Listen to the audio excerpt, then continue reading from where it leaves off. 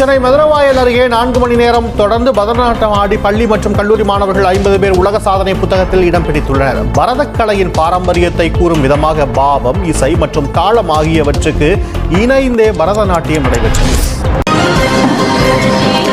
பரதநாட்டியத்தின் பெருமைகளை பறைசாற்றும் வகையில் சென்னை மதுரவாயல் ஸ்ரீதேவி கருமாரி அம்மன் கோயில் வளாகத்தில் 50க்கும் மேற்பட்ட மாணவிகள் 4 மணி நேரம் தொடர்ந்து பரதநாட்டியம் ஆடி அசத்தினர்.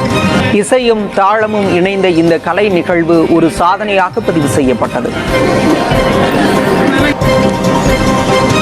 மதுரவாயலில் பரதக்கலையின் பாரம்பரியத்தை கூறும் விதமாக 50க்கும் மேற்பட்ட மாணவிகள் 4 மணி நேரம் தொடர்ந்து பரதநாட்டியம் ஆடி உலக சாதனை புத்தகத்தில் இடம் பிடித்துள்ளனர்.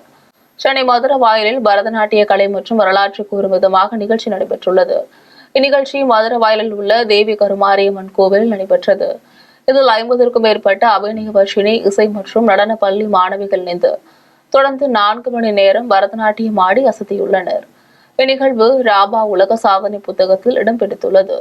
இதனைத் தொடர்ந்து நாட்டிய நிகழ்வை ஒருங்கிணைத்த ராஜாராமன், காசிராமன் மற்றும் ஈஸ்வரி ஆகியோருக்கு ராபா உலக சாதனை புத்தகத்தின் நிறுவனர் பிரசன்ன ராமானுஜம் உலக சாதனை புத்தகம் மற்றும் சான்றிதழ்களை வழங்கி கௌரவித்தார். அண்ணாநகர் முகப்பேறு பகுதியை சேர்ந்த அபிநய வர்ஷினி இசை மற்றும் நாட்டிய பள்ளியின் சார்பாக இன்று 4 மணி நேரம் தொடர்ச்சியாக பரதநாட்டியத்தில் ஒரு உலக சாதனை இன்னைக்கு அரங்கேறியிருக்கு.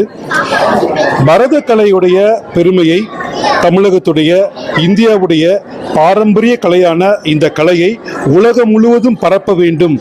இந்த கலை நம்முடைய பாரம்பரியம் என்பதை உலகுக்கு தெரிவிப்பதற்காக அபிநய வர்ஷினியுடைய குரு டாக்டர் ராஜாராமன் அவர்கள், காசிராமன் அவர்கள், குரு ஈஸ்வரி இவர்களுடைய பெரும் முயற்சியால 2 மாதங்களுக்கு மேல மாணவர்களுக்கு பயிற்சி கொடுத்து இந்த விழிப்புணர்வு உலகம் முழுவதும் சென்றடைவதற்காக அவங்க ஒரு பெரிய முயற்சி எடுத்து இன்னைக்கு பண்ணியிருக்காங்க.